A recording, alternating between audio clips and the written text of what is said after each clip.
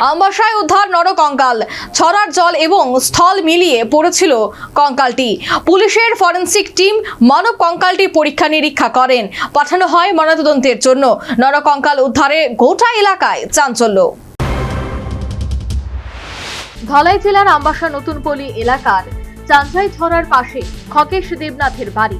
শনিবার বাড়ির কাজের জন্য কয়েকজন শ্রমিককে কাজে লাগান। তারাই প্রথম দেখতে পান ছড়ার জল এবং স্থল মিলিয়ে পড়ে আছে একটি নরকঙ্কাল। শ্রমিকরা সঙ্গে সঙ্গে খকেশ দেবনাথের কাছে পুরো বিষয়টি জানান। উনি খবর দেন আমবাসা থানায়। করতাম না এখন কাজ করতে যাবো আমি কেলে যাবি প্রশ্ন তোরা এরপর কইতেছে যে চলেন দেখাই কারণ করে দেখা কেলে কাজ করছি না।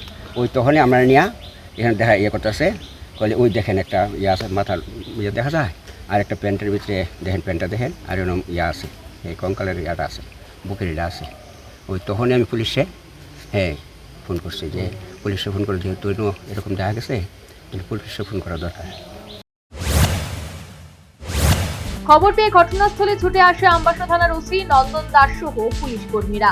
নরকঙ্কালটি দেখতে পায় তারা।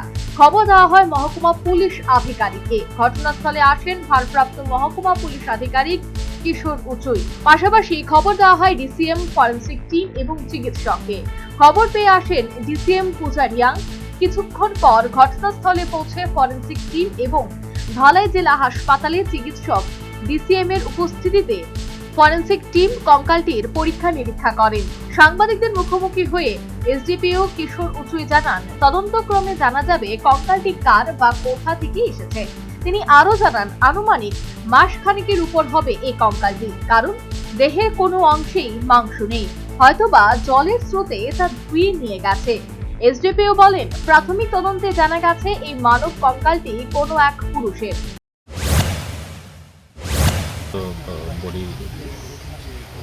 এখন ইনভেস্টিগেশনের মধ্যে সব কিছু জানা যাবে, কেননা জল স্রোত বৃষ্টির মধ্যে বিগত কয়েকদিন ধরে ভীষণ বৃষ্টি হচ্ছিল। আইদার বডিটাকে এখানেই অ্যাকচুয়ালি ঘটনা নাকি অন্যখানে হয়ে জল হয়ে আসলো, তাও আমরা যাচাই করে দেখতেছি ইনভেস্টিগেশনের মধ্যে। তো যতটুকু পাওয়া গেছে এটা মেল পুরুষ, আর বাকি কঙ্কালগুলো যা আছে আমরা ফরেনসিক টিম নিয়ে যা করার প্রয়োজন আছে এটা আমরা করতেছি এবং যথারীতি প্রয়োজন হলে ডিএনএ প্রোফাইলিংয়ের মাধ্যমে আমরা আইডেন্টিটিগুলো এস্টাবলিশ করার চেষ্টা করি। নরকঙ্কাল উদ্ধারের ঘটনায় স্থানীয় বাসিন্দাদের মধ্যে স্বাভাবিকভাবেই তীব্র চাঞ্চল্য এবং আতঙ্কের সৃষ্টি হয়েছে। কঙ্কাল উদ্ধার করে এবং ময়নাতদন্ত ও ফরেনসিক পরীক্ষার জন্য তা হাসপাতালে পাঠায়। Bureau report, news vanguard.